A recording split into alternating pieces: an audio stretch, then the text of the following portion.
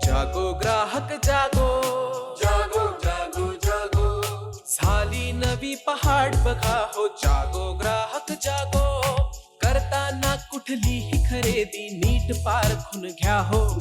जरी वाटले फसगत झाली सोडून देऊ नका हो. जाणा आपल्या अधिकारांना, कायद्यातल्या तरतुदींना, बेईमानांना धडा शिकवूया. जागो ग्राहक जागो, जागो ग्राहक जागो.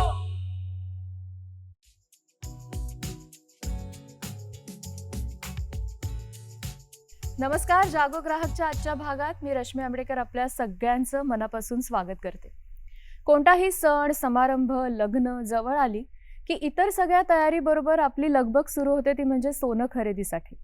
सोनं हा आपल्या आयुष्यातला एक महत्त्वाचा भाग आहे, आपल्या परंपरेचा एक घटक आहे आणि त्याची खरेदी करत असताना ती किती चोखंदळपणे करावी किंवा फसगत होणार असेल तर त्यापासून कसं वाचायचं याबद्दल आजच्या कार्यक्रमात आपण बोलणार आहोत. आणि याबद्दल माहिती देण्यासाठी ज्या तज्ज्ञांना आपण आमंत्रित केलंय त्यांची ओळख करून घेऊया. आपल्या बरोबर आहेत पियुष वासेकर सर. नमस्कार सर, कार्यक्रमात तुमचं स्वागत करते. सर संयुक्त निदेशक आहेत भारतीय मानक ब्युरो मुंबई ब्रांच. त्याच्यानंतर आजच्या आपल्या दुसऱ्या तज्ज्ञ आहेत अनुराधा देशपांडे मॅडम. नमस्कार मॅडम, कार्यक्रमात तुमचं स्वागत करते. मॅडम कार्योपाध्यक्ष आहेत मुंबई ग्राहक पंचायतीतर्फे इथे आल्यात त्या. आणि आजचे आपले तिसरे तज्ज्ञ आनंद महाप्रळकर सर. नमस्कार सर, तुमचंही कार्यक्रमात स्वागत. सर संयुक्त उपसचिव आहेत महाराष्ट्र सराफ सुवर्णकार महामंडळाचे. आणि आज हे तिघेही जण आपल्याला चोखंदळपणे आपण सोन्याची खरेदी कशी करायची त्याबद्दल सविस्तर सांगणार आहेत. मी म्हटलं तसं की जिव्हाळ्याचा विषय आहे सोनं, आणि सोनं खरेदी ही गेलो आणि सोनं खरेदी केले असं होत नाही. त्याच्याबद्दल छान विचार होतो, बजेट ठरवलं जातं, अजून आपल्या मैत्रिणी नातेवाईक यांना बरोबर घेऊन आपण एक निवांत सोनं खरेदी करायला जातो. आधी मुळात या सोनं खरेदीबद्दल आपल्या संस्कृतीमध्ये किंवा आपल्या जीवनामध्ये काय महत्त्व आहे इथून आपण सुरू करूया. सरांपासून सुरू करते, मग तुम्हा दोघांनाही मी हा प्रश्न विचारणार आहेच. सर हॉलमार्किंग म्हणजे सोन्याच्या शुद्धतेची ती गॅरंटी देत असते.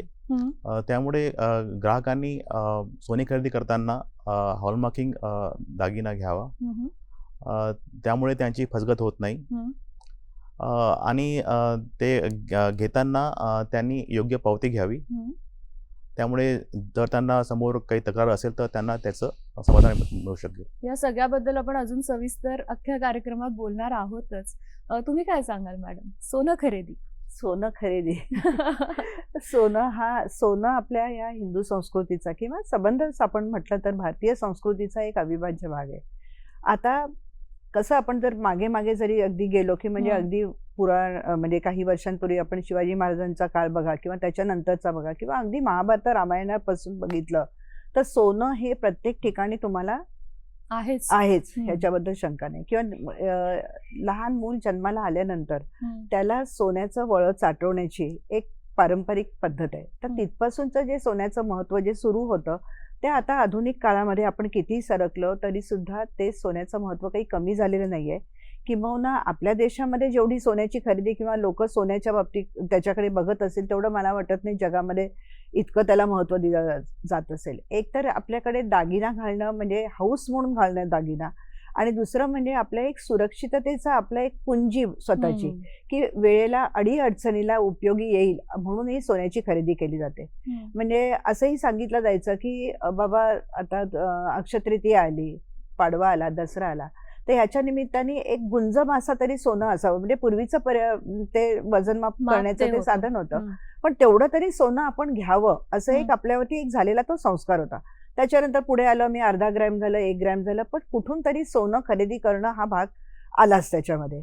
लग्न सराई आली तर लग्न सराईमध्ये तर किती तोळे सोनं देणार किंवा किती देणार ह्याच्यावरती सुद्धा आजही आता किती जरी आधुनिक जगाकडे गेलो तरी सुद्धा अजूनही त्याच्यावरची बोलणी होतात. ग्रामीण भागामध्ये सुद्धा तीच परिस्थिती आहे, शहरी भागामध्ये तेच आहे परिस्थिती. त्यामुळे सोन्याची हौसमौज आणि सोन्यामधली असलेली इन्व्हेस्टमेंट, त्याचं वाढणारं मूल्य, कारण असं एक म्हटलं जातं की कितीही पैशाचं मूल्य जरी कमी झालं तरी त्याचं सोन्यामध्ये गुंतवणूक जी असेल ते नेहमीच वाढणारच राहणार आहे. तर त्यामुळे त्याही दृष्टीने सोन्याकडे बघितलं जातं. त्यामुळे सोन्याला पर्याय नाही याच्यामध्ये. सर अनुराधा मॅडम अगदी बरोबर बोलल्यात. बेसिकली सोन्याची आपल्या संस्कृतीमध्ये एवढं महत्व आहे सोन्याला की आपलं जेव्हा मूल नवीन म्हणजे बाळ जन्माला जेव्हा येतं. जन्माला येतं तर पहिले त्याचा सोन्याशी संबंध येतो तो म्हणजे आपण त्याचे कान टोचतो.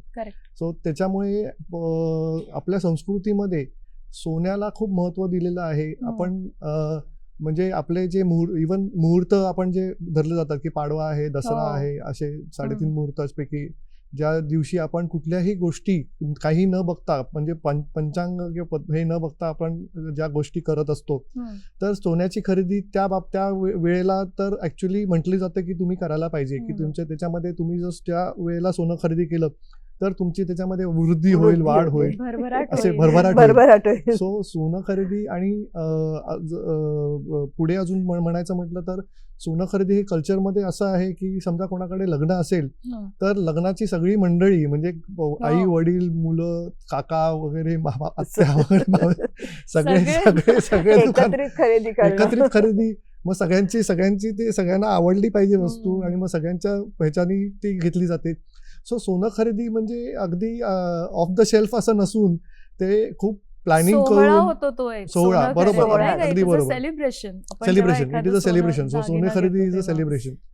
सो त्या पद्धतीने केलं जातं. एक चोखंदळ ग्राहक म्हणून मला हा तुम्हाला प्रश्न विचारायचा आहे. सोनं खरेदी करत असताना कोणत्या गोष्टींची काळजी आपण घेतो किंवा घ्यायला पाहिजे असं तुम्हाला वाटतं? खरं म्हणायचं तर घ्यायला पाहिजे.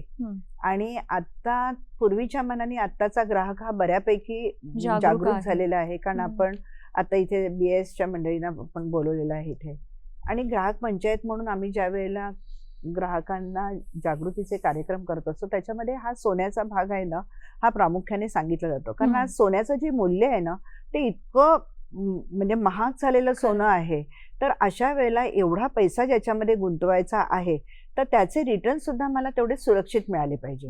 तर त्यामुळे अगदी बेसिक नॉलेज म्हणून आपण जे म्हणू की त्याच्यामध्ये मी एक तर मुळामध्ये कसं आहे की सोनं खरेदी ही हा पिढीजात सोनार जो माझा असेल मी त्याच्याकडे जाऊनच खरेदी करा. विश्वासाचा मामला थोडक्यात की म्हणजे मी बाजारात गेले आणि कुठल्या तरी दुकानातून काहीतरी घेतलं असं होणार नाही. सोनं खरेदी म्हटले की मग आपला ठरलेला सोनार जो काही पिढ्यानपिढ्या चालत आल्या त्यांच्याकडे जाऊन खरेदी करायची.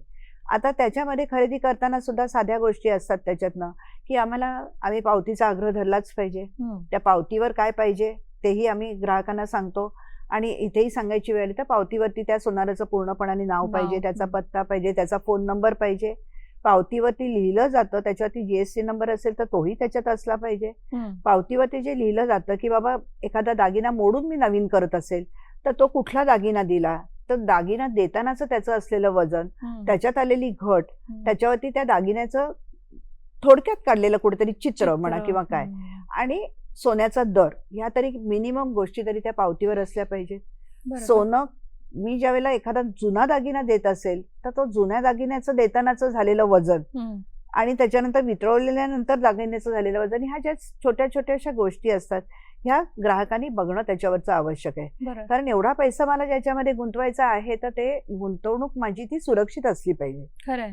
मला वाटतं आधीच्या पिढ्यांमधल्या काही जणांकडे जुन्या पावत्या असतील त्याच्यावरचे सोन्याचे भाव, म्हणजे पूर्वी असं सांगितलं जायचं की तुम्ही पिढ्यानपिढ्या त्या पावत्या जपून ठेवा. आणि ह्याचं कारणही असायचं की तो पिढीजात सोनार असायचा. त्यामुळे असे वेगवेगळे सोनार आहेत वगैरे आणि त्यांच्याकडून खरेदी केले असं नाहीये. पण त्यावेळेला मी किती ग्रॅमचं केलं होतं किंवा किती तोळ्याचं केलं होतं, आज त्याच्यातनं किती घट झालेली आहे आणि आता माझ्याकडे हातामध्ये म्हणजे काय आलेलं आहे हे सगळं त्याच्यामुळे ठेवलं असायचं. आता सगळं कॉम्प्युटराइज झाले त्यामुळे आता तुम्हाला तेवढी त्याची गरज नाही लागत. पण तरी सुद्धा काही गोष्टींची काळजी घेणं हे अपरिहार्य आहे. काही वर्षांपूर्वी शेनमध्ये असलेला सोन्याचा भाव आता हजारो आणि मला वाटतं अजून काही काळाने लाखातही जाईल. त्या गतीने वाटचाल चालू आहे. या भावाबद्दल सर काय सांगाल? ही जी किंमत आहे सोन्याची त्याच्याबद्दल तुम्ही काय सांगाल? सो रेट संबंधी म्हणजे सोन्याचा भाव असं बोलणं झालं तर ऍक्च्युली कसं असतं की हे आंतरराष्ट्रीय बाजारपेठेमधून तो भाव ऍक्च्युली हे झालेला असतो. आणि जर सोन्याचं जर तुम्ही रेट्स बघितले तर कधी सोनं हे ॲज अ इन्व्हेस्टमेंट खूप चांगलं आहे. तुमच्या पोर्टफोलिओमध्ये 10 ते 15% सोन्याचं ॲसेट अलोकेशन असणं गरजेचं आहे. कारण का की आता सध्या बघतोय, सध्या आपले हे जे भाव हे जातात की बेसिकली युद्धाचं जे वातावरण निर्माण झालेलं आहे त्यामुळे हे भावात चढ झालेले आहेत, चढ होत चाललेले आहेत. सो कधी पण जेव्हा जिओ पॉलिटिकल अनसर्टन असेल किंवा जिओ पॉलिटिकल टेन्शन्स असतील तर सोन्याचे भाव वाढतात, तर बाकीचे मार्केट्स खाली होतील. तर तुमचं जर तुम्ही पोर्टफोलिओमध्ये सोनं देखील जर तुमचं असेल तर तुमचा तो बॅलन्स होऊन जाईल.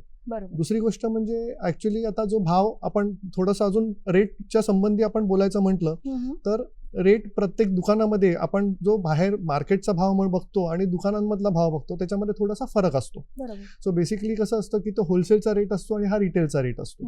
सो रिटेलचा रेट थोडंसं काही प्रॉफिट मार्जिन ऍक्च्युली त्याच्यामध्ये ऍड झालेलं असतं आणि असतं.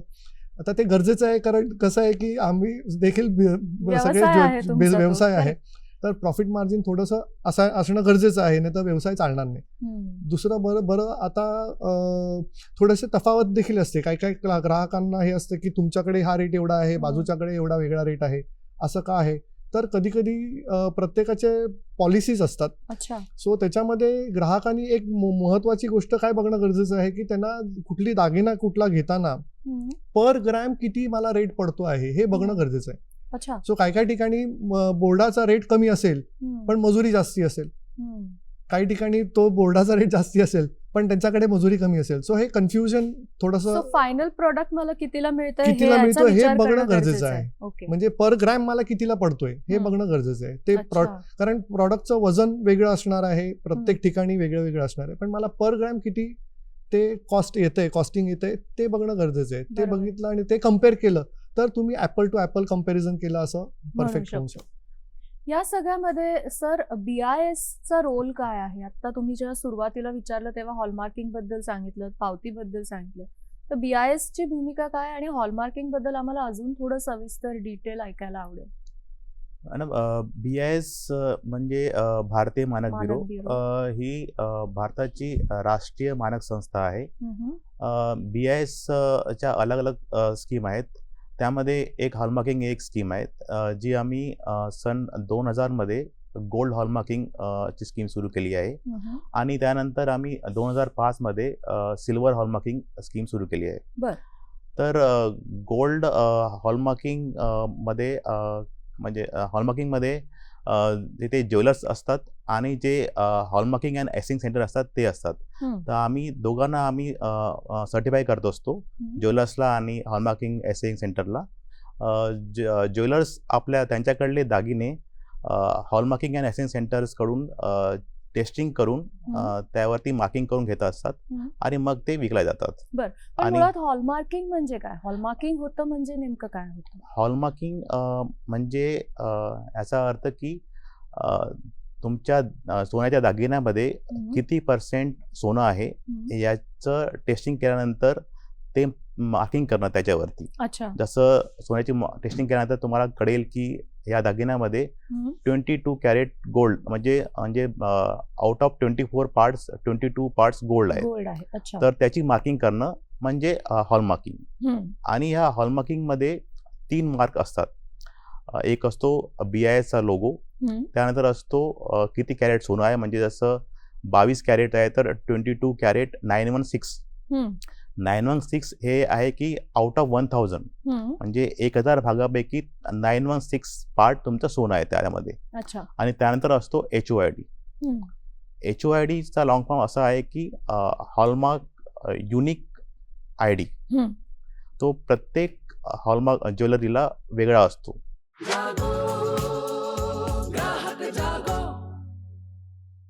हे हॉलमार्किंग कंपल्सरी आहे का? त्याचे पण काही नियम आहेत आणि कुठे कुठे किती जिल्ह्यांमध्ये ह्याचा पण काहीतरी नियमावली आहे मला वाटतं. हो, हॉलमार्किंग 2021 मध्ये कंपल्सरी झालेलं आहे. प्रथम स्टार्टिंगला हे 256 जिल्ह्यामध्ये कंपल्सरी करण्यात आलं होतं. त्यानंतर ते फेज वाईज आता ते 343 डिस्ट्रिक्टमध्ये कंपल्सरी झालेलं आहे ऑल ओव्हर इंडिया. आणि महाराष्ट्रामध्ये आउट ऑफ 36 डिस्ट्रिक्ट 28 मध्ये ते कंपल्सरी झालेलं आहे. तर त्यामध्ये असं आहे की ज्या जिल्ह्यामध्ये हॉलमार्किंग सेंटर्स नाही आहेत त्यांना ते रिलॅक्सेशन देण्यात आलेलं आहे. कारण काय असतं, ज्वेलर्सला हॉलमार्किंग करण्यासाठी सेंटरला जावं लागतं. अच्छा. तर जर त्या जिल्ह्यामध्ये सेंटर नसेल तर ज्वेलर्सला ट्रॅव्हलिंग करावं लागतं, दुसऱ्या जिल्ह्यामध्ये जायला लागतं. त्यामुळे ते रिस्की असतं थोडं की एवढी मोठी सोनं घेऊन जायचं आणि हॉलमार्क करायचं. त्यामुळे गव्हर्नमेंटनी त्याला रिलॅक्सेशन दिलेली आहे की ज्या जिल्ह्यामध्ये सेंटर नाही आहे त्यांना ते कंपल्सरी केलेलं नाही आहे. पण म्हणजे तशी तुम्ही मागणी करू शकता ना की मला हॉलमार्किंग हवं आहे, समजा एखाद्या ज्वेलरने तसं सांगितलं. कंपल्सरी नसलं तरी तिथले ज्वेलर्स BIS रजिस्ट्रेशन घेऊ शकतात आणि ग्राहकांनी डिमांड केल्यावरती त्यांना हॉलमार्किंग ज्वेलरी देऊ शकतात. मला वाटतं. आणि आता त्याचं काही पेमेंट पण करावं लागत नाही ना? अर्लियर थोडे पैसे द्यावे लागायचे सर. हो. मेंबरशिपचे आधी मेंबरशिप चार्जेस घेतले जायचे. म्हणजे ज्वेलर जेव्हा BIS लायसन्स घ्यायचे तर तेव्हा काही पेमेंट करून आपल्याला साधारण एक दर 5 वर्ष का 3 वर्षाचं ते लायसन्स होतं. हो. पण तसं आता नाही. ते फ्री ऑफ कॉस्ट केलेलं आहे. त्यामुळे अच्छा. कोणताही ज्वेलर्स रजिस्ट्रेशन करू शकतो BISच्या वेबसाईटवर जाऊन. manakonline.in आमची वेबसाईट आहे, त्यावर रजिस्ट्रेशन करून ते लायसन्स घेऊ शकतो. सर, मला तुम्हाला विचारायचं आहे की तुमचा तर रोज ग्राहकांशी संबंध असतो, बरोबर. तर हे हॉलमार्किंग किती सोयीचं आणि महत्वाचं असं तुम्हाला वाटतं तुमच्या एंडने जेव्हा तुम्ही विचार करता? सो ॲज मी स्वतःचं आमचं दुकान असल्यामुळे बेसिकली आम्हाला देखील हे महत्त्वाचं झालं की ॲज अ लायसन्स असणं आणि ज्वेलरीला हॉलमार्क करून घेणं. कारण आम्ही देखील जे आमचा पण जो समजा सप्लाय चेन बघितली तर कारागीर आहेत, कारागीर काही जॉब वरती असतात किंवा काही सप्लायर्स असतात, जे सप्लायर्सचे त्यांचे कारागीर असतात आणि अशा पद्धतीने ते सगळं दागिने आम्ही ते डिझाईन चूज करून ते येत असतं आमच्याकडे. सो त्याच्यामध्ये काय होतं की आम्हाला पण एक कंट्रोल राहतोय की सगळे हॉलमार्क जेव्हा दागिने होऊन येतात तेव्हा आम्हाला पण माहिती आहे की तो दागिन्याची प्युरिटी परफेक्ट आहे. जे आधी खूप आधी म्हणजे जवळजवळ 20 वर्षापूर्वी तेवढं नव्हतं, कंट्रोल नसायचा. पण आता हा कंट्रोल आल्यामुळे ते आमच्यासाठी देखील चांगलं झालेलं आहे आणि ग्राहकांसाठी तर नक्कीच चांगलं झालेलं आहे. बिकॉज त्यांना त्याची खात्री आहे की कारण शेवटी तो ग्राहक पैसे मोजून आपले हार्ड अर्न मनी जे आहे ते मोजून दागिने घेतो. सो त्यांना त्याची पूर्ण मोबदला मिळतोय की नाही हे महत्त्वाचं आहे.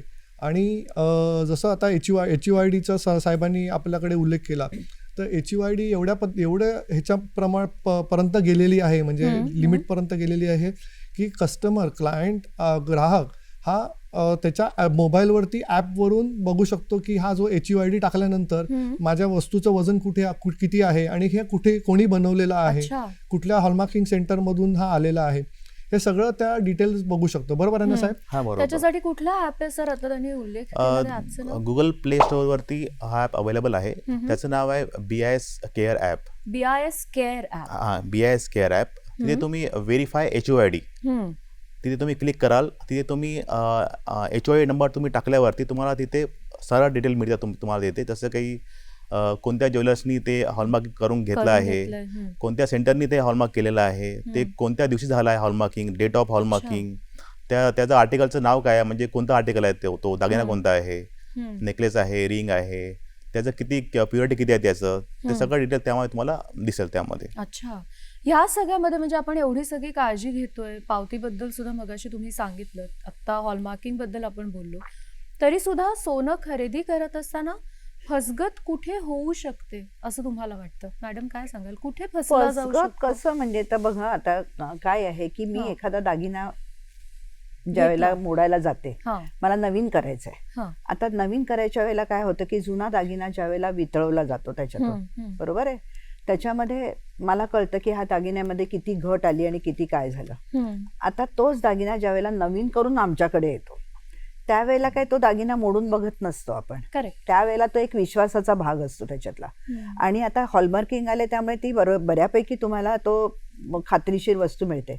पण जर आपण ग्रामीण भागामध्ये वगैरे गेलो बऱ्याच वेळेला तर जो नवीन आलेला दागिना जो वरून पॉलिश केलेला आहे, सुंदर दिसतोय, सांगितलेल्या डिझाईन प्रमाणे आलाय, पण आत नेमकं त्याच्यात सोनं किती आणि मिश्र धातू किती आहेत हे मला नाही कळत. विशेष करून ज्या जिल्ह्यांमध्ये हॉलमार्किंग कंपल्सरी नाहीये त्याबद्दल आपण, त्यामुळे त्याच्यामध्ये कारण एक साधारण हे मला वाटतं हे पण माझ्याशी सहमत होतील, कारण सोनं हा अतिशय नरम धातू आहे. त्याच्यावरती कलाकुसर करायची असेल तर त्याला कुठलं तरी प्रक्रिया करावी लागते. प्रक्रिया म्हणण्यापेक्षा दुसरा मिश्र धातू त्याच्यात घालावाच लागतो.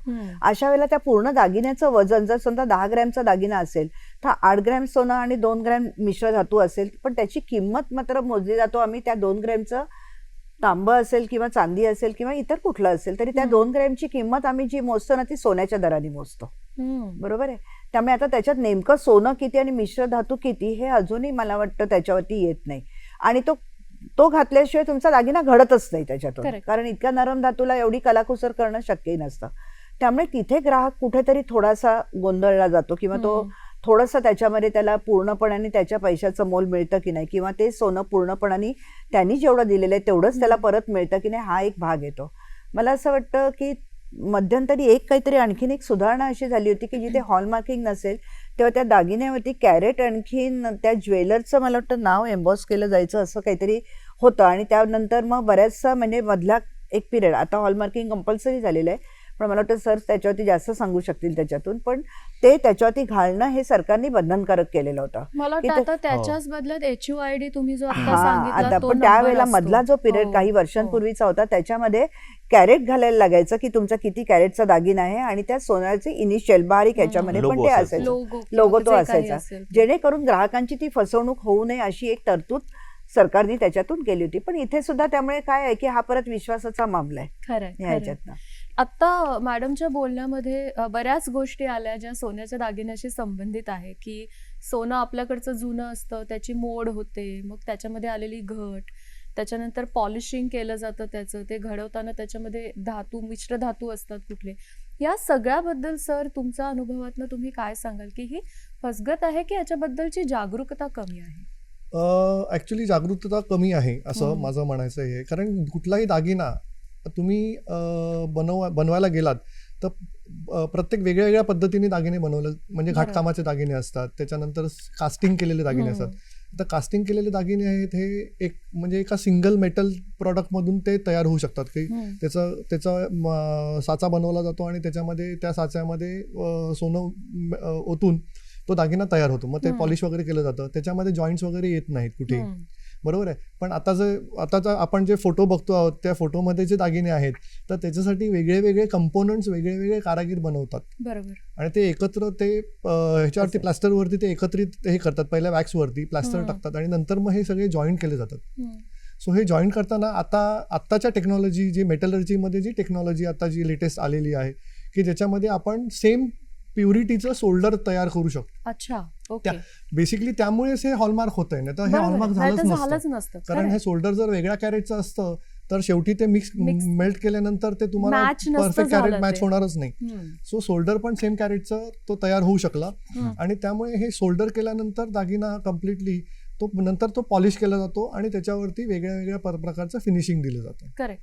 सो अशा पद्धतीने हे सगळ्या गोष्टी होत असतात. सो बेसिकली लोकांनी हे समजून घेतलं पाहिजे की आपण जेव्हा दागिना बनवतो तर भरपूरशा वेळेला लोकांचं हे म्हणणं होतं की हा दागिना काय म्हणजे एवढं साधा दागिना असेल, पण ते तसं नसतं. त्याच्यामध्ये कितीतरी आठवडे किती दिवस गेलेले असतात एका कारागिराचे तो दागिना घडवण्यामध्ये. सो त्यामुळे लोकांनी पण तो विचार केला पाहिजे. कारण इथे आता कसं आहे की हॉलमार्क आल्या कारणाने एक तो जो प्रश्न होता की बाबा हे मला प्युरिटी बरोबर मिळते की नाही तर तो निघून गेलेला आहे. म्हणजे रिसेल मध्ये सुद्धा आता त्याचा विचार तुम्हाला रिसेलमध्ये तुम्हाला तेवढंच सोनं मिळणार आहे. त्यामुळे रिसेलचे तो विचार न करता ऍक्च्युली दागिना जेव्हा आपण घेतो ना, माझं ऍक्च्युली ग्राहकांना हे सांगणं हे होईल की पहिले तुम्ही दागिना घेता तो तुम्हाला घालायला आवडेल हे पहिले तुम्ही बघा आणि तसं त्या पद्धतीने तुम्ही दागिना घ्या की जो तुम्ही एन्जॉय करू शकाल.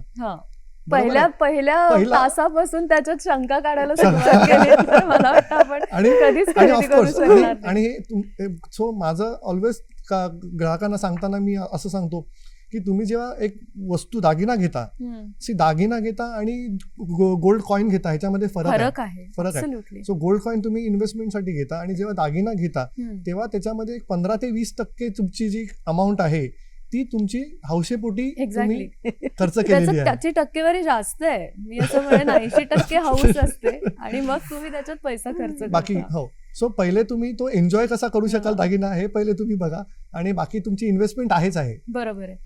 मला वासेकर सरांना विचारायचंय की समजा आता ह्या सगळ्यामध्ये आता हॉलमार्किंग झाल्यामुळे तुम्ही रिसेल जरी केलं तरी त्याला तेवढीच किंमत येते, हे जेव्हा आपल्या सगळ्यांना कळेल तेव्हा त्याच्यात फसगत होणार नाही की कोणी कमी भाव लावलाय का किंवा अननेसेसरी घट दाखवले का, हे त्याच्यात होणार नाही. बरोबर. पण समजा अशा तक्रारी जर आल्या तर त्या BIS कडे येतात का आणि मग BIS कशा पद्धतीने त्यांचं निवारण करतात?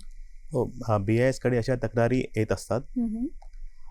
BIS कडे चांगलं ते मेकॅनिझम आहे तक्रार हँडल करण्याचं. तीन प्रकारचे आहे प्रकारे तो तक्रार करू शकतो. पहिला आहे ऑफलाईन तक्रार. ऑफलाईन म्हणजे तुम्ही प्रत्यक्ष जाऊन सेंटरमध्ये? हो, सेंटरमध्ये नाही, आमच्या ऑफिसमध्ये. ओके. म्हणजे आमचे ज्या ठिकाणी आमचे ऑफिस आहे, ब्रांच ऑफिस आहे BISचे, त्या ठिकाणी जाऊन तुम्ही तिथे पब्लिक ग्रीव्हन्स ऑफिसर असतो त्यांना भेटून किंवा आमच्या शाखा प्रमुखांना भेटून तुम्ही प्रत्यक्षात तुम्ही लेखी तक्रार तुम्ही देऊ शकता त्यांना. हा एक प्रकार झाला. आणि त्याच्याबरोबर कागद कोणते मग जोडायचे? कागद म्हणजे जो एव्हिडन्स काही तुम्हाला द्यायचा, त्या बिल्स वगैरे तुम्हाला द्यायचे लागेल आणि तो त्या फोटो, ज्वेलरीचा फोटो वगैरे. अच्छा. मेनली बिल्स असणं आवश्यक आहे. ओके. त्याबद्दल पक्क बिल असणं आवश्यक आहे. आणि दुसरं म्हणजे मेल ID आहे आमचा, त्यावर तुम्ही मेल करू शकता. परत सांगाल एकदा? त्या मेल ID आहे complaints@bis.gov.in. हा झाला दुसरा प्रकार. आणि तिसरा प्रकार आहे BIS केअर ॲप. तो अत्यंत सुलभ आहे. BIS केअर ॲपवर तुम्ही कंप्लेंट दर्ज करू शकता. इथे सुद्धा तुम्हाला अटॅच करावं लागेल बिलचे फोटो? तिथे फोटोज वगैरे ऑप्शन आहे तुम्हाला, ते तुम्ही फोटो दाखवू शकता बिल्स. ओके. आणि मग ह्याचं निवारण कशा पद्धतीने केलं? ती कंप्लेंट आल्यावरती BISचा ऑफिसर तिथे जाईल, इन्व्हेस्टिगेट करतो, सॅम्पल्स घेतो आणि आम्हाला वाटलं तर परत आम्ही रिटेस्टिंग करतो त्या सॅम्पल्सचं. ओके. परत सगळं चेक होतं आणि आम्हाला खात्री पटल्यावर आम्ही त्याला रिड्रेसल करतो. रिड्रेसल म्हणजे असं आहे की म्हणजे जर त्या दागिन्याच्या कॅरेट कमी आहे तर जेवढं कॅरेट कमी आहे त्या दागिन्यामध्ये त्याच्या किमतीच्या दुप्पट किंमत त्यांना मिळते आणि प्लस टेस्टिंग चार्जेस अशी प्रोव्हिजन केली आहे. ओके. सो बऱ्यापैकी त्याच्यावरती सोल्युशन आहे. मला तुम्हाला असं विचारायचं की मुंबई ग्राहक पंचायतीकडे मुळात अशा तक्रारी येतात सोन्यासंदर्भात? तक्रारी येतात, ह्याच्यामध्ये येत नाही तसं नाही येत. कारण आता कसं आहे ना की कुठल्याही गोष्ट ज्यावेळेला तुम्ही पैसे देऊन खरेदी करता तर तुम्ही त्याचे ग्राहक असता. आणि जर त्याच्यामधनं काही जर त्रुटी निघाल्या, बऱ्याच वेळेला सोनं कधीतरी काळं पडलं किंवा लाल पडलं, अशा तक्रारी असतात. अशा वेळेला ते सोन्याच्या प्युरिटीबद्दलच शंका निर्माण होते. आणि अजूनही जरी हॉलमार्किंगचे दागिने असले, आता मुंबई शहरामध्ये वगैरे गोष्ट वेगळी आहे, पण बाहेरच्या भागामध्ये हॉलमार्किंगचे दागिने असतातच असं नाही. किंवा कधी कधी गहाण ठेवणं हा जो एक कन्सेप्ट आहे ती की सोनं तारण ठेवायचं आणि गहाण ठेवायचं आणि त्याच्यावरती पैसे घ्यायचे. आता अशा वेळेला मग त्याचं व्हॅल्युएशन जे केलं जातं ते कमी केलं जातं. अशा वेळेला ग्राहक गोंधळतो की मी 10 तोळ्याचा दागिना तिथे जर गहाण ठेवायला गेलो, पण आता त्यांनी व्हॅल्युएशन केलेलं आहे ते जेमतेम 5 किंवा 6 तोळ्याचंच केलेलं आहे. अशा वेळेला त्याच्यामधली प्युरिटी, त्याच्यातलं वजन, ह्या सगळ्यामध्ये गोंधळलेला असतात. अशा तक्रारी मार्गदर्शनासाठी येतात आणि ग्राहक पंचायत त्याच्याबद्दल मार्गदर्शनही करते. ह्याच्यातनं एक महत्वाचा गोष्ट अशी येते की ग्राहकांचा जो अवेअरनेस आहे की आता वजनाच्या बाबतीमध्ये म्हटलं तर ग्राहकांनी दुकानामध्ये गेल्यानंतर जरी कितीही विश्वासाचा जरी सोनार असेल तरी मी दुकानात गेल्यानंतर इथे मी नेमकं काय बघायचंय की बाबा माझं वजन करण्याचा जो काटा आहे की पूर्वी म्हणायचे वालमारू सोनार, असं एक म्हणजे एक काय म्हणतो वाक्प्रचार असा होता त्याच्यातला. आता ह्याच्यामध्ये म्हणजे कुठेतरी वजनामध्ये घट येणं हा त्याच्यातला अर्थ अभिप्रेत होता. आता त्याच्यासाठी सुद्धा सरकारने जे तराजू ठेवणं म्हणजे त्याचं वजनाचा काटा, आता तो इलेक्ट्रॉनिक काटा आलाय. पूर्वी तागडीचा तराजू जरी असेल तरी सुद्धा तो काचेच्या केसमध्ये ठेवावा, त्याच्यावरती पंखा नसावा की जेणेकरून तो पंख्याच्या वाऱ्याने हलणं. आणि कारण तो इतका मौल्यवान धातू आहे की त्याच्यामध्ये अगदी 0.0% जरी फरक पडला तरी कितीतरी मोठ्या प्रमाणावर पैशातनं त्याची फसवणूक होऊ शकते. अगदी अगदी अगदी म्हणजे छोटीशी अगदी छोटी मंगळसूत्रातली तार जरी असेल तरी सुद्धा त्याला किंमत आहे. प्रत्येक त्याच्यातल्या एवढ्या एवढ्या कणाला सुद्धा किंमत आहे. अशा वेळेला हे सगळं जे बघताना त्या दुकानामधली परिस्थिती काय आहे ही सुद्धा ग्राहकाचे ती तशी नजर असली पाहिजे त्याच्यातून. आणि याच्यात आता बऱ्यापैकी एवढ्या वर्षानंतर आपल्या नजरेत सुधारणा झालेली आहेत. खरंय. त्यामुळे जेव्हा आपण एखाद्या सोनाराविरुद्ध तक्रार करतो त्यावेळेला ग्राहकाचं कर्तव्य पण काहीतरी असतात. हम्म. तर त्या कर्तव्याच्या पोटी त्यांनी काही गोष्टींची शहानिशा करणं हेही तितकंच गरजेचं आहे. खरंय. जागो ग्राहक जागो. वासेकर सर, अशा पद्धतीने तुम्ही दुकानामध्ये जाऊन तो काटा नीट ठेवलाय का, किंवा ते सुद्धा काही कालांतराने त्याच्यामध्ये ते परत प्रमाणित करून घ्यावे लागतात, हे सगळं तुम्ही चेक करता? तुमच्याकडे कंप्लेंट आली काय किंवा नाही आली काय, काय सांगा? आमचं तिथे रेग्युलर इन्स्पेक्शन होत असतं हा. ज्वेलर्सकडे, हा. आणि हॉलमार्क सेंटर त्याच्यावर होत असतं. आम्ही ज्वेलर्सकडे जाऊन आम्ही रेग्युलरली त्याच्यावर सॅम्पल ड्रॉप करत असतो त्यांच्याकडून. सॅम्पलचा नमुना घेत असतो त्यांचा आणि आम्ही लॅबला पाठवत असतो टेस्टिंग अच्छा. करायला. ओके. तर आम्ही त्यामध्ये बघत असतो की त्यांचं जे वेइंग बॅलन्स आहे ते कॅलिब्रेट आहे की नाही. हम्म. जे कॅलिब्रेट असणं आवश्यक आहे त्यांचं वेइंग बरोबर बॅलन्स. आणि त्याच्यानंतर ते बॅलन्स ते फुली कवर असलं पाहिजे, ग्लास कॅबिनेट असला पाहिजे, ग्लास कॅबिनेट. म्हणजे त्यामध्ये हवा लागायला नको बाहेरची, फॅनची किंवा एसीची, त्यामुळे फरक होऊ शकतो. त्यामुळे ते फुली क्लोज असायला हवं ग्लास कॅबिनेट. आणि त्यानंतर आम्ही बघत असतो की त्या ज्वेलर्सच्या शोरूमच्या बाहेर एक लोगो असायला हवं की इथे हॉलमार्किंग ज्वेलरी मिळतात, हे असणं आवश्यक आहे.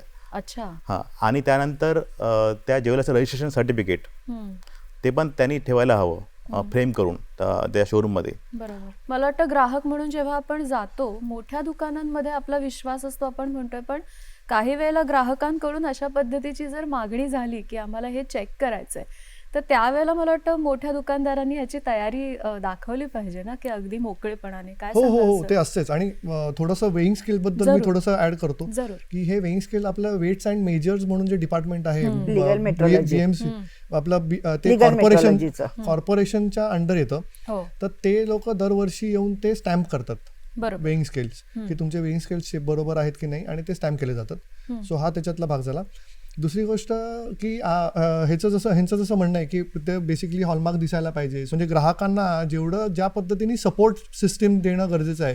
कारण आमच्यासाठी पण जेव्हा आम्ही पहिल्यांदा जेव्हा हॉलमार्किंग आलं तेव्हापासून आमच्याकडे लायसन्स आहे, आणि तेव्हा आमचा तो USP होता की आमच्याकडे हॉलमार्कची ज्वेलरी मिळते. त्यामुळे लोकांना आम्ही संपूर्ण विश्वास. संपूर्ण विश्वास ठेवून हे आपण देतो आहोत.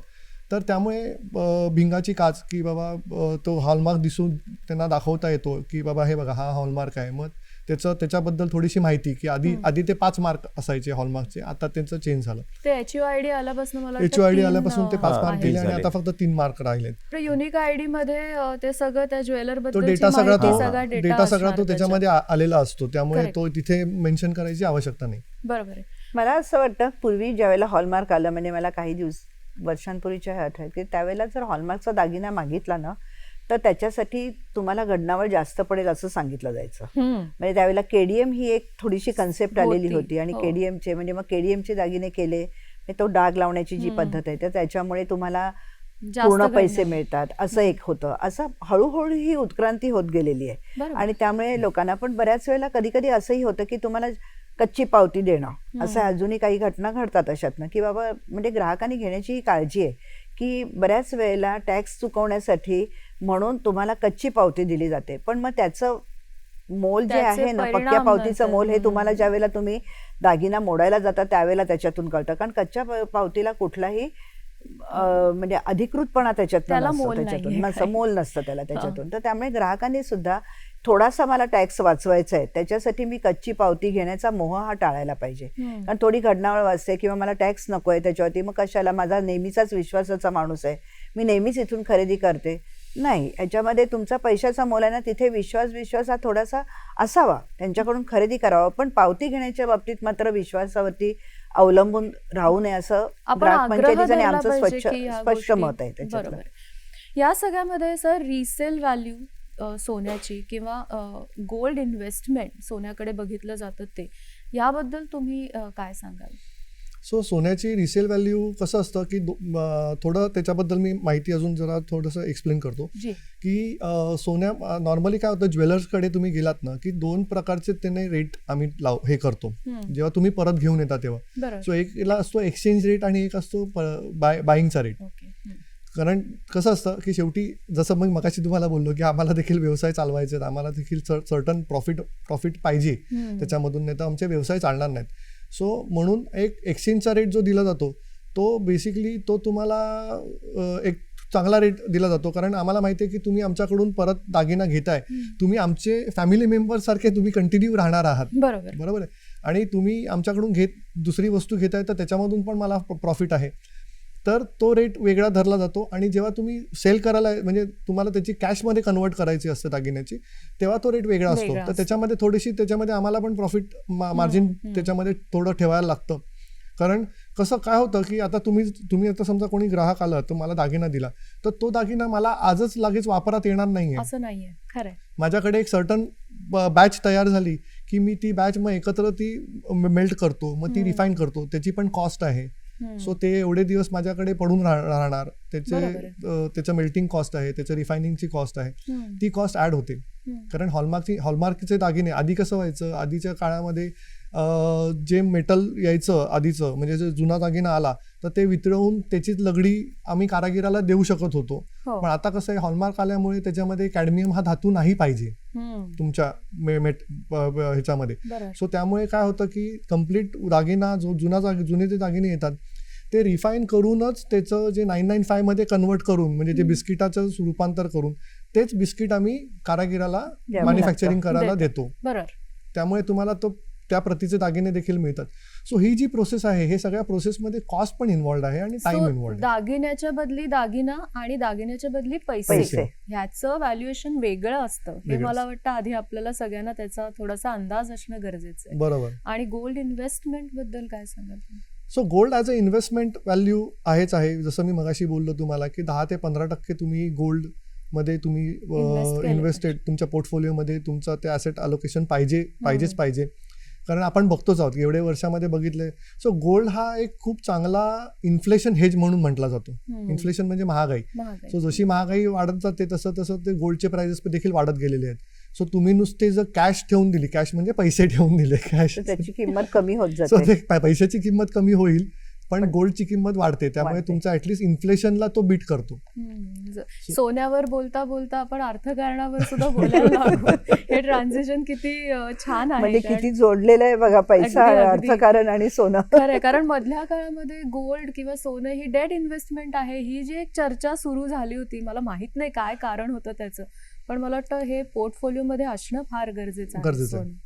पण सर, अशा वेळेला सोनं तारण ठेवून बँकांमध्ये वगैरे त्यावेळेला पण खबरदारी घेणं फार गरजेचं आहे ना, काय सांगाल तुम्ही? सो बेसिकली असं काही इन्स्टन्सेस असे आढळलेले आहेत की हे झालेले आहेत की काही लोकांचे दागिने चेंज झाले किंवा असं झालं. पण त्याच्यासाठी तुम्ही जो म्हणजे त्याच्यामध्ये जो तुम्ही फॉर्मॅलिटीज जे तुम्ही कम्प्लीट करता की गोल्ड तारण ठेवण्यामध्ये, एक तर पहिली गोष्ट म्हणजे ज्या चांगल्या बँक्स आहेत त्यांच्याकडूनच तुम्ही घ्या की ज्याचं तुम्हाला माहिती आहे की तुमचे दागिने त्यांच्याकडे पण सेफ राहतील. बरोबर आहे. सो दुसरी गोष्ट म्हणजे ते दागिन्यांचा बरोबर त्यांनी उल्लेख केलेला आहे की नाही त्यांच्या सिस्टीम मध्ये, यादी जी ते तुम्ही बघून घ्या. त्याचे फोटोग्राफी काही काढून घेतलेली आहे की नाही ते बघून घ्या, किंवा ते तुम्ही करून घ्या. अशा काही गोष्टी, मला त्याच्याबद्दल अगदी खूप जास्ती डिटेलमध्ये माहित नाही, पण ह्या गोष्टी बेसिक आहेत, ह्या गोष्टी बघणं गरजेचं आहे. ही जी आपण जो पावतीचा आग्रह जो म्हणतो की योग्य पावती असावी, ती इथे सुद्धा उपयोगाला येते. की आपण जे काही दागिने तिथे ठेवणार आहोत त्याची जर म्हणजे तो खरेदी करताना किंवा तो करून घेताना जी असणारी त्याच्यावरती जी डिटेल्स आहेत ते सुद्धा आपल्या कामाला येतात अशा वेळेला. की म्हणजे उद्या बँक म्हणू शकत नाही की तुमचं असं नाही की आपण घेतलेलं होतं, म्हणजे ही चेन सप्लाय चेन सारखी होते तशी ते बँक, ग्राहक आणि मग तो सोनार असं सगळ्यांच्या पर्यंत ती पोहोचते. त्यामुळे त्या पावतीचं किती महत्व आहे हे त्याच्यावरती अधोरेखित होतं. त्यातनं सोनं आपण वेगवेगळ्या, म्हणजे आपले नेहमीचे ठरलेले त्या पेढीवर जाऊन आपण खरेदी करतो, पण काही वेळेला काही देश असे आहेत जे सोनं खरेदीसाठी खूप प्रसिद्ध मानले जातात. मला वासेकर सरांना विचारायचं की अशा पद्धतीने समजा परदेशातून सोनं खरेदी केलं, मग दागिना असो किंवा सोनं असो, तर त्याच्या बाबतीत BIS कडनं काही होतं काम का नाही? ही जबाबदारी पूर्ण ग्राहकाची राहते? ही जबाबदारी पूर्ण ग्राहकाची असते. ओके. ऍक्च्युली हॉलमार्किंग हे फक्त भारतामध्ये अनिवार्य करण्यात आलं आहे. त्यामुळे जर त्यांनी परदेशातून काही घेतलं तर त्याला हॉलमार्किंगची गरज नाही आहे. तर तो ज्वेलरी विकत घेऊ शकतो.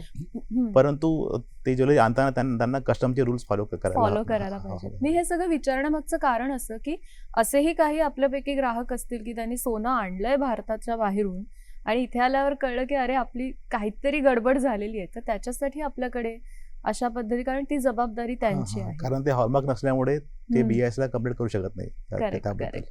तुम्हा दोघांना हा प्रश्न विचारायचा आहे की आता BIS कडे तर खूप चांगली यंत्रणा आहे तक्रार निवारणाची, तर तुम्हाला दोघांना असं वाटतं का की मुंबई ग्राहक पंचायत म्हणून आणि एक आपण म्हणूयात की इतक्या वर्षांचा एक व्यवसाय करणारे तुम्ही दोघं एकत्र येऊन अशा पद्धतीने तक्रार निवारणासाठी काहीतरी मार्गदर्शन किंवा भविष्यात असं होऊ शकतं, वाटतंय तुम्हाला? नक्की आजच्या होऊ या शकतं. कार्यक्रमात आपण शक्यतांबद्दल नक्कीच बोलूया. नक्कीच. शक्यता नक्कीच.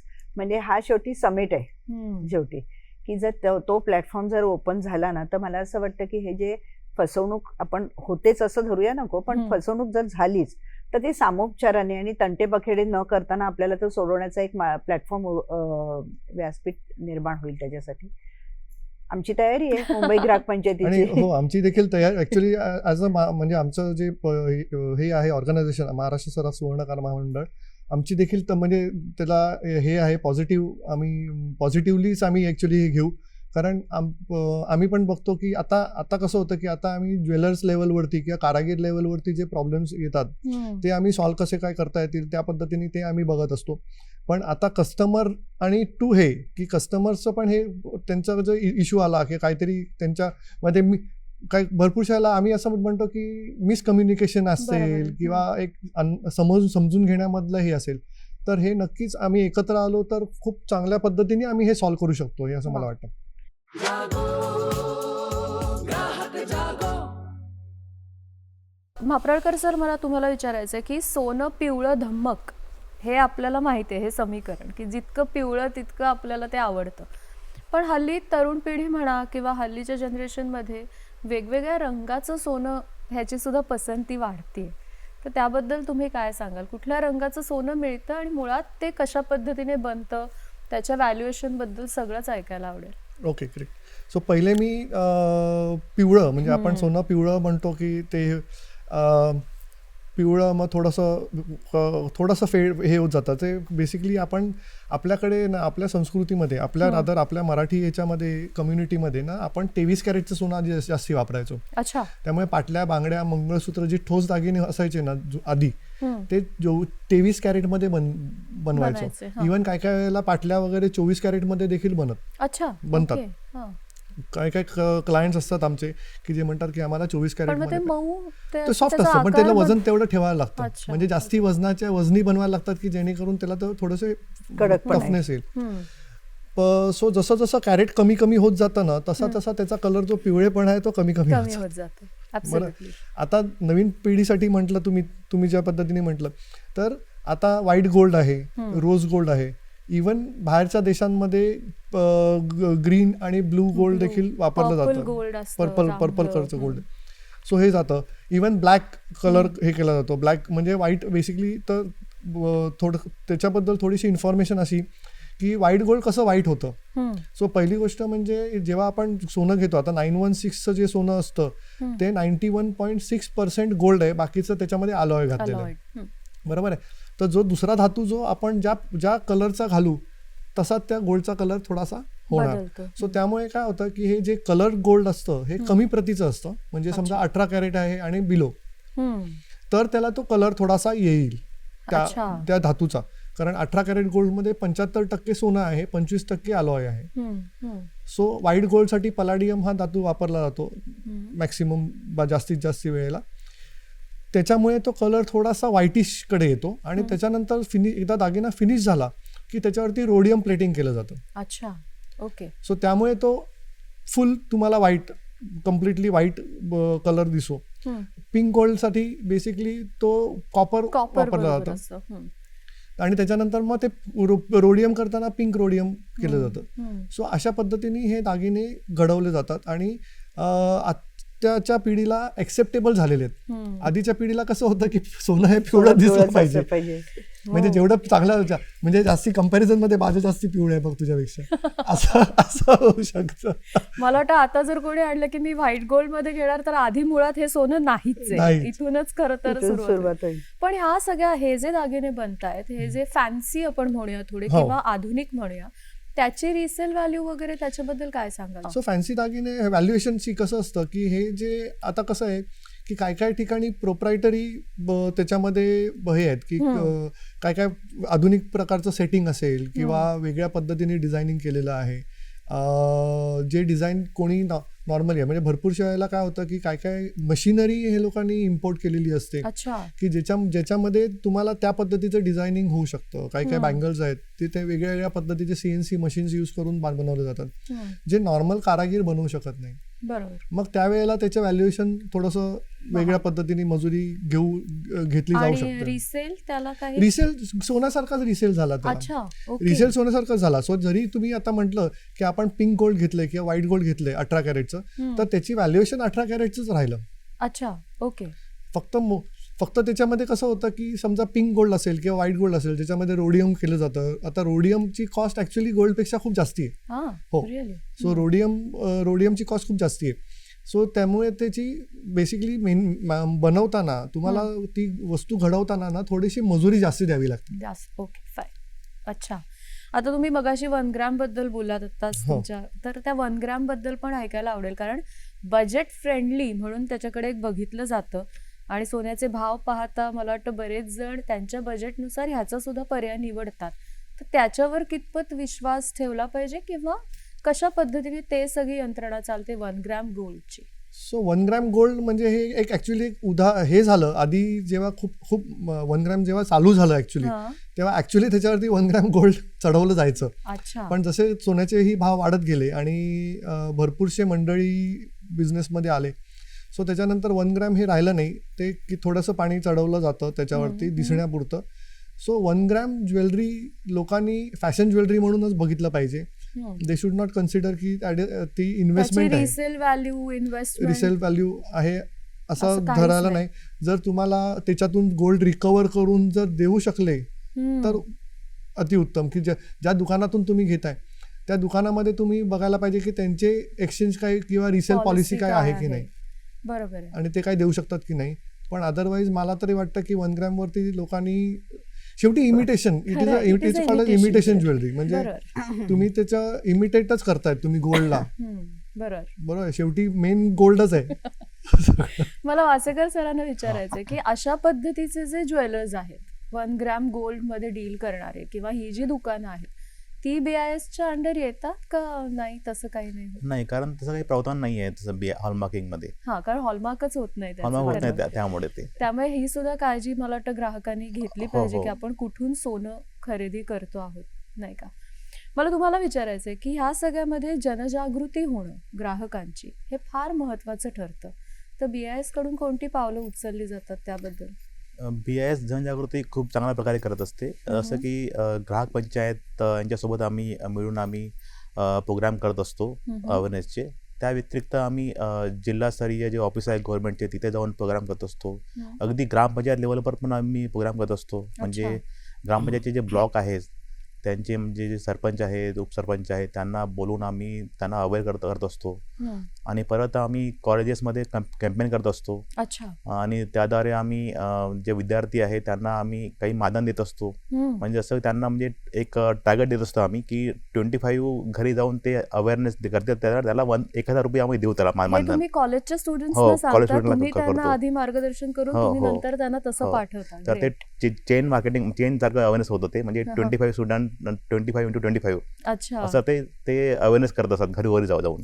ओके. तर ती पण एक स्कीम आहे BISची. त्यामुळे आम्ही खूप सारे असे प्रोग्राम्स करतो आम्ही. आणि तुम्हाला जर कोणी अप्रोच झालं की आमच्या सोसायटीमध्ये प्रायव्हेट सोसायटीज ज्या असतात तिथे येऊन आमच्यासाठी अवेअरनेस प्रोग्राम किंवा असं काहीतरी कॅम्पेन करा, तर आम्हाला खूप सारे रिक्वेस्ट येत असतात. तर आम्ही तिथे जाऊन प्रोग्राम करत असतो. कॉलनीमध्ये वगैरे, सोसायटीमध्ये वगैरे जात असतो आम्ही. मुंबई ग्राहक पंचायतीतर्फे कशा पद्धतीने या BISच्या तर्फे केलं जातं? मुंबई ग्राहक पंचायतीचा जो आमचा शिक्षण विभाग आहे, तर आमचं कसं चालतं इथे की आमचं ग्राहक शिक्षण हा आमचा मुख्य धर्मच म्हणूया आपण त्याला आहे. त्यामुळे ग्राहकांना शहाणं करून सोडायचं. तर BISच्या त्यांचं जी ग्राहक कल्याण समिती आहे त्याच्यावरती आम्हाला प्रतिनिधित्व आहे. अच्छा. आता मुंबई ग्राहक पंचायतीच्या ग्राहक पंचायत पेठा या ठिकठिकाणी भरत असतात. त्या ठिकाणी आम्ही असे ग्राहक शिक्षणाचे जे स्टॉल लावतो त्याच्यावरती BISची ही मंडळींना आम्ही मुद्दाम इन्व्हाइट करतो. आणि त्यांच्या, कारण शेवटी कार्यकर्त्यांनी कितीही सांगितलं तरी शेवटी जी यंत्रणा आहे ती यंत्रणा जेव्हा मार्गदर्शन करते ना तेव्हा त्याला एक वेगळं बरं, वेटेज येतं बरं. त्याच्यातनं. तर त्यामुळे तिथे ग्राहक जागृतीचे कार्यक्रम चालतात BISच्या ह्याच्या संदर्भामध्ये. वेगवेगळ्या शाळा कॉलेजेसमधनं आमची ज्या वेळेला कॅम्प्स होतात किंवा आम्ही जातो त्यावेळेला कंझ्युमर अवेअरनेस प्रोग्राम महिला मंडळामधनं जातो. आमचं कामच मुळे आहे की ग्राहकांना जागृत करायचं. त्यामुळे BIS म्हणा किंवा इतर काही ज्या सरकारी अशा यंत्रणा आहेत की ज्या ग्राहक संरक्षणासाठी किंवा ग्राहक जागृतीसाठी काम करतात त्यांना आम्ही घेत असतो. मला सरांना विचारायचंय की बऱ्याचदा आपल्याकडचे ग्राहक हे वेगवेगळ्या प्रकारचे असतात. तर अशा पद्धतीने जे ग्राहक येतात की ज्यांना फार कमी माहिती आहे काही टेक्निकल गोष्टींची, तर महामंडळातर्फे तुमचा हा प्रयत्न असतो की त्यांना जर काही माहीत नसेल तर आपण पुरवावी ती. त्यांनी एखादी वस्तू खरेदी करण्यापूर्वी त्यांना या गोष्टींचं ज्ञान असणं गरजेचं आहे. हे तुमच्याकडनं केलं जातं? अजूनपर्यंत तसा विचार आम्ही हे नाही केला. म्हणजे कारण कसं आहे की आम्ही जास्ती करून आमच्या कारागीर वर्गाला एज्युकेट करणं आणि ज्वेलर्सना एज्युकेट करणं. कारण भरपूरसे ज्वेलर्स जसं म्हणालो आम्ही, तर आमचे भरपूरसे उन्नती म्हणून एक कार्यक्रम आम्ही ठेवायचो की ज्याच्यामध्ये आम्ही वेगळ्या वेगळ्या जिल्ह्यांमध्ये जाऊन हा कार्यक्रम घ्यायचो आणि त्याच्यामध्ये त्यांना कसं जागृत केलं जाईल आणि त्यांना कसं अजून त्याच्याबद्दल नॉलेज देता येलं जाईल. इव्हन आम्ही ते BISचं जेव्हा हे झालं तेव्हा BIS बद्दल त्यांना माहिती देणं. म्हणजे दुकान सुरू करण्याआधी किंवा मोठी पेढी करण्याआधी काय काय करणं आवश्यक आहे. दुकान आहे त्यांचं, पण त्यांना अजून त्याच्याबद्दल माहिती पाहिजे किंवा त्यांना सपोर्ट सिस्टीम पाहिजे की कारण समजा ते छोट्या शहरामध्ये आहेत, गावामध्ये आहेत आणि हे थोडंसं नॉलेज एक्सटेन्शन म्हणून हे चालू व्हायचं. कन्झ्युमर पर्यंत आम्ही अजून पोहोचलो नाही आहोत. आता कन्झ्युमर पर्यंत पोहोचायसाठी ऍक्च्युली हे एक माध्यम आमच्यासाठी चांगलं आहे की आम्ही जर एकत्रित आलो तर काहीतरी आम्ही कन्झ्युमर पर्यंत देखील पोहोचू शकतो आणि त्यांच्यासाठी नक्कीच आम्ही प्रोग्राम करू शकतो. की जुन्या जाणत्या पिढ्यांकडून जेव्हा अशा पद्धतीचा अवेअरनेस प्रोग्राम चालतो तेव्हा त्या पिढीवरचा विश्वास आणखीन दृढ व्हायला मदत होते. तर त्या संदर्भातनं मला हा मनात प्रश्न आला होता.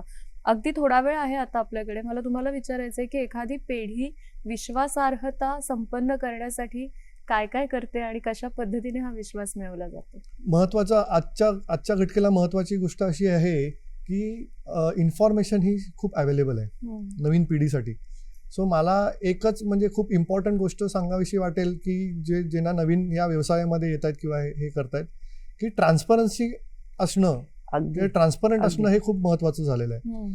आज ट्रान्सपरंट नाही राहिलात ना आणि उद्या तो बाहेर तुमच्या दुकानातून बाहेर जाऊन तो सर्च करून बघणार आहे की काय आहे. आता पर्याय सांगितलेच आहेत आपल्याला काय काय सर्च करून बघणार आहे आणि अदरवाईज पण बाकीची माहिती पण सर्च करून तो हे बघू शकतो. आणि जर त्याला समजलं की तुम्ही काहीतरी चुकीची माहिती दिलीत किंवा हे झालंय तर त्याच्यामध्ये तुमचा कम्प्लिटली ट्रस्ट हा निघून जाणार. बरोबर आहे. सो पहिली गोष्ट म्हणजे सगळ्यात महत्वाची गोष्ट म्हणजे ट्रस्टवर हे राहिला, इंटॅक्ट राहिला, ट्रान्सपरंट राहा. जे काय तुम्ही जसा व्यवहार करताय तो व्यवहार तुम्ही त्याला समजावून सांगा. आजच्या घडीला म्हणजे मी देखील जेव्हा क्लायंटशी बोलत असतो तेव्हा त्यांना सांगितलं की त्यांना हे देखील पटतं. म्हणजे जसं मगाशी तुम्हाला सांगितलं की 2 वेगळे भाव आहेत, एक्सचेंजसाठी वेगळा रेट आहे, पर्चेसिंगसाठी वेगळा रेट आहे. तर ते त्यांना समजून सांगितलं की त्यांना लक्षात येतं, म्हणजे त्यांना पण मान्य होतं. असं आहे. सो तेवढं तुम्ही राहा. बाकी सोन्याच्या बाबतीमध्ये हॉलमार्क आलेलंच आहे त्यामुळे त्यांना हॉलमार्क बद्दल त्यांना माहिती द्या. वेगळ्या वेगळ्या पद्धतीचं कलरचं जे गोल्ड आहे त्याच्याबद्दल माहिती द्या. त्याच्यानंतर गोल्डमध्ये दुसरं अजून एक त्यांना तक्रारी येतात ते म्हणजे वस्तू तुटली जाते किंवा हे होते. सो आम्ही सांगताना पण ते कशी पद्धतीने हाताळायला पाहिजे. शेवटी तो दागिना आहे, तो डिझाईन ज्वेलरी आहे, ते नाजूक असतं. सो ह्या काही गोष्टी जर क्लायंट्सना जर व्यवस्थित समजावून सांगितल्या तर त्यांचा विश्वास देखील वाढतो. आणि समजा जरी असं काही घडलं तर त्याच्यामधून वाद निर्माण होत नाहीत, पण एक कोलॅबरेट करून संवादाने कसं गोष्टी नीट होऊ शकतात ते हे होतं तयार. कारण ह्या सगळ्यामध्ये ग्राहक पैसा खर्च करतो हे सगळं ठीक आहे, पण सोन्याचं दुकान उभं करून विश्वास निर्माण करणं हे सुद्धा एक खूप वेगळ्या प्रकारचं प्रेशर आहे आणि ते चांगल्या पद्धतीने हँडल करणं गरजेचं आहे. अगदी जाता जाता दोघांना विचारायचं आहे की आपल्या सगळ्या प्रेक्षकांना एक जागरूक ग्राहक होण्यासाठी तुम्ही काय सांगाल पॉइंटर्समध्ये? सर, कुठल्या गोष्टींची काळजी घ्यायची? सर्वप्रथम त्यांनी बघायला हवं की हॉलमार्क आहे की नाही, आणि हॉलमार्कचा जो HORD नंबर आहे तो त्यांनी BIS केअर ॲप मधून व्हेरीफाय करून घ्यावा, तो जेन्युइन आहे की नाही. आणि बिल घेताना त्यामध्ये दागिना कोणता आहे, किती कॅरेटचा आहे, त्याचं वेट किती आहे आणि HOID नंबर हे सगळं त्यामध्ये नमूद करून त्यांनी घ्यावं. या व्यतिरिक्त मला 3 बाबी सांगायच्या आहेत. पहिली, हॉलमार्किंग दागिने हे फक्त 6 कॅरेटमध्ये येत असतात. 14 carat, 18 carat, 20 carat, 22 carat, 23 carat आणि 24 कॅरेट.